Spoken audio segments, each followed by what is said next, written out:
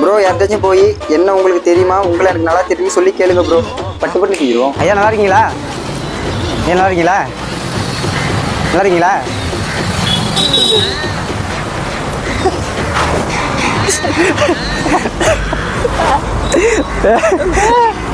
நல்லா இருக்கீங்களா? இல்லையா எனக்கு தெரியுங்களா? உங்களை எனக்கு நல்லா தெரியுமே. என்னை பார்த்தது இல்லையா?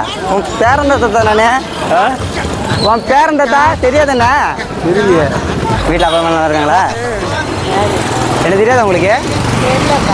உங்களை எனக்கு நல்லா தெரியாதா? இங்கே தாத்தா உங்கள் ஊர்லேருந்து நாலாவது வீடு தாத்தா. என்ன ஊர்?